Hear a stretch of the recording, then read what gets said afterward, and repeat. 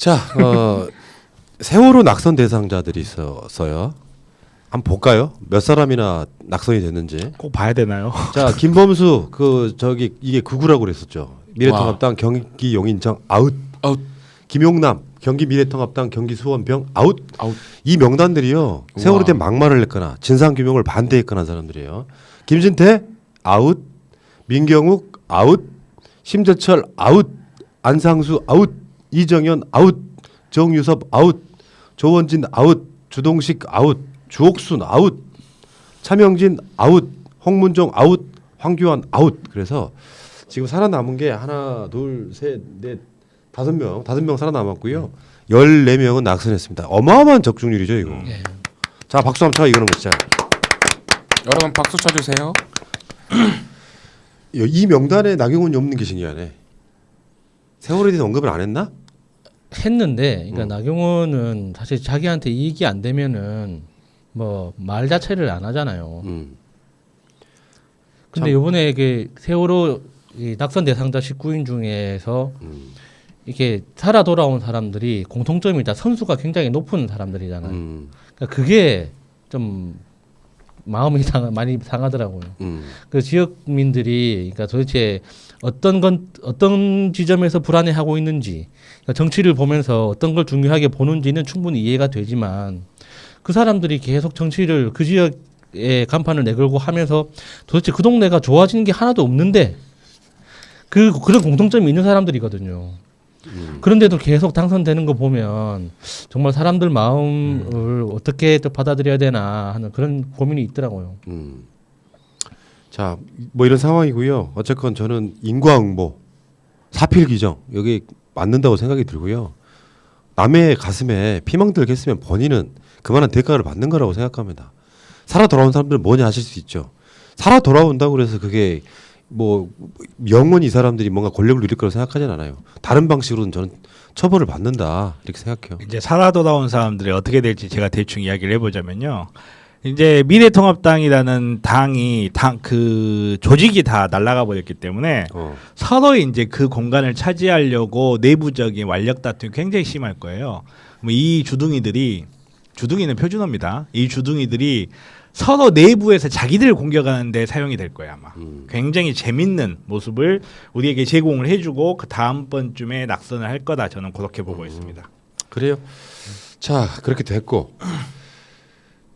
자, 다음에 그 선거가 끝나고 나면 이제 왜 민주당을 찍었냐 뭐 이런 뭐 선거 뒷풀이 같은 기사들이 많이 나오잖아요. 대개 보면 일단은 그런 것 같아요. 그러니까 일단 코로나 사태에 있어서 코로나 방역을 잘했던 부분이 선거 직전에 이건 아마 미래통합당한테는 아픔일 거예요. 그러니까 국가적 재난 상황이었고 여기에 잘하고 있는 걸 못한다고 계속 선동질을 했지만 외신을 막지 못했던 거지. 각종 외신들 막 대통령 각국의 정상들이 전화 통화해서 문 대통령과 어떻게 통화 한번 해보려고 하는 이것들을 막지 못했던 측면이 분명히 있었다. 이렇게 보는 거고 미래통합당은 진짜 농담하는 게 아니라 거기에 대해서 국난이 상황이 되면 같이 손잡고 도와야 되는 게 아니라 늘 발목 잡기 해왔던 모습 그리고 대안이 되지 못한 모습들이 상당수 많은 세대별로도 따지면 10대에서 50대까지 지역으로 따지면 과반수가 걸려있는 수도권에서 완벽하게 몰락한 원인이 아닌가 싶어요. 그러니까 코로나 사태 초반에 우리나라 언론들이 정말 악랄하게 기사를 썼잖아요. 이게 문재인 정부가 제대로 하는 게 하나도 없이 우왕좌왕하고 있다는 듯이 그렇게 막 기사를 써갈게 됐는데 그 기사가 안 통한 유일한 그 집단이 한국에 체류하고 있는 외국인 외신 기자들에 대해서는 그게 설득이 안 되니까 외신 기자들은 자기들이 본대로 이제 써서 기사를 본국에 계속 전송을 하다 보니까 해외에서 역으로 이제 문재인 정부의 진짜 실력이 밝혀지게 된 거죠. 그걸 보면서 이제 보수 세력들도 이게 막 이렇게 비난을 이제 가려서 해야 되는구나라는 그런 생각을 할 수밖에 없게 된 것 같아요. 그리고 지금 방역을 얼마나 잘하냐면 제가 그 수요일 날 대구 내려갔을 때 차를 탔거든요. KTX 탔는데 해외에서 온 여행객들이 있잖아요. 그분들이 갑자기 철도 경찰들이 접근하지 말래요. 좀 이따 나중에 타라고 하더라고요. 보니까 열차 한 칸을 격리해서 왔어요. 한 10분 정도가. 그리고 계속 갈 때까지 철도 경찰들이 호위라고 가요. 여기 오지 마시라고 떨어져 가시라고. 혹시 모르니까 이게 감염자 아니에요. 그러니까 지금은 네. 외국에 들어온 네. 감염자가 훨씬 많은 상태잖아요. 네, 그렇죠. 대한민국에서는 지금 내부적으로는 거의 확진자가 안 나오는 상태가. 그러니까 철도 그 KTX 나갈 때까지 그 사람하고 격리를 시켜주더라고. 왜 이유도 많으니까. 그러니까 좀 그분들이 약간 슬플 것 같아요. 여행객 진짜 있지만 그런 거 보면 너무 진짜 잘하는 것 잘하는 같아요. 거예요. 그건 예. 다 모든 사람들이 보는 거잖아요. 실제 그러니까 이제 느끼는 거고. 이 코로나 같은 대책 과정에서 우리 언론들의 그런 논조와는 달리 민족 종론지였던 BBC나 CNN 같은 데서 되게 우리나라의 방역 상태 같은 거를 잘 객관적으로 잘 보도를 해주기도 했고 솔직히 의료인들은 그리고 다 알고 있었어요. 의료인들의 유일한 고민은 내 병원에 환자가 와가지고 병원이 폐쇄되면 어떡하나 이게 고민일 정도로 그게 유일한 고민이었어요. 정말로 농담이에요. 이 병이 뭐 어떻게 퍼지고 막 이런 거는 사실 우리들은 이렇게 본능적으로 알잖아요. 어떤 성격을 갖고 있는지. 그리고 이 국가에 위난이 생기는 건 사실은 대부분의 경우에 여당에 유리해요. 그것도 여당이 예를 들어서 이렇게 엄청 삽질을 한다. 그건 모르겠는데 이게 전문가의 눈에서 봤을 때 엄청 잘하고 있는데 그러면 이거는 장기적으로 봤을 때 일시적으로는 뭐 이렇게 비난의 여론이 있을지 몰라 장기적으로 봤을 때는 엄청난 호재가 될 수밖에 없거든요. 근데 이 친구들이 그거 파악이 안 되는 거예요, 그냥. 기본적으로 역사 의식이라든지 뭐 역사 공부 이런 게 전혀 안 돼 있는지 어쩐지 모르겠는데 그러다 보니까 그거 파악을 못 하고 이걸 이제 현 정부가 잘못하고 있고 여당이 잘못하고 있다는 식으로 계속 띄워버린 거죠. 계속 띄워서 사람들 관심이 다 집중돼 있는 상황에서 껍질을 벗겨보니까 짜잔 엄청 잘하고 있네 이렇게 돼버리니까 효과가 오히려 극대화돼 버린 거예요. 그래서 참 다시 한번 황교안 고맙다 이 말을 안 할 수가 없고 땡큐황. 땡쿠황. 자, 근데요 재밌는 게 여론조사 지지율인데 어제 나왔던 리얼미터하고요 금요일 날 나온 갤럽을 보면은 오히려 리얼미터는 문 대통령 국정수행 지지율이 55.7인데 갤럽 여론조사, 그러니까 총선 직전에 했던 여론조사에 59%를 찍었단 말이에요.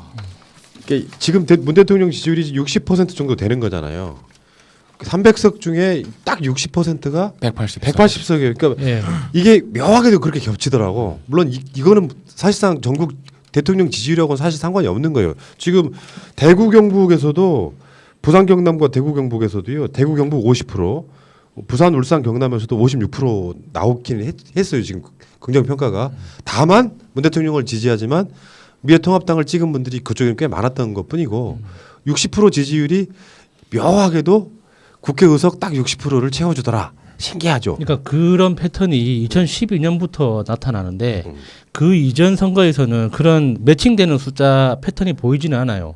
근데 2012년, 2016년 선거에서는 그 당시 선거 직전의 대통령 지지율하고 실제로 여당이 가져갔던 의석수하고 비슷한 수치를 보이거든요. 그래서 이번 선거에서도 그러니까 56%에서 59% 정도 계속 유지했던 문재인 대통령에 대한 국정수행 지지율이 의석수로 나타날 수도 있다고 해서 계속 그런 예상들이 있었거든요. 그런데 이게 정확하게 60%라는 그 숫자를 지키는 건 정말 신기하죠. 그러니까 여기 이제 언론들이 그런 짓들을 많이 합니다. 민주당 득표율이 40 몇 %밖에 안 되는데 의석은 160석 가져가는 게 맞냐 이런 식으로 하는데 대통령 지지율을 보면 또 다를 수 있다는 것이죠. 물론 이제 소선거구제의 특성이기도 하죠. 한데 어쨌건 문 대통령 지지율 60%, 국회 의석 60%는 묘하게 일치하니까 뭔가 좀 기분이 좀 묘해요. 그러니까 문 대통령은 그런 노래 있잖아요. 내게 행복을 주는 사람 이런 느낌이 분명히 있다는 말씀드리고 그걸 갖고 이제 갈라치기를 합니다. 언론이 미세하게. 뭐냐면은 문 대통령은 잘했지만 민주당이 잘한 게 뭐 있어? 아니라고. 그러니까 지금 언론의 기조가 민주당이 잘해서 찍은 거 아니야라는 걸 계속 설파하고 있거든요. 민주당이 못한 게 뭐 있어요? 그러니까 민주당은 정당 역사상 이제 제가 봤던 정당들 중에서는 이렇게만 하면 된다라는 교과서를 이번에 썼어요. 요렇게만 해라. 사실 공천 과정에서 시스템 공천이 완벽하게 구현 작동하지 않았던 그런 아쉬운 지점들이 분명히 있긴 있습니다.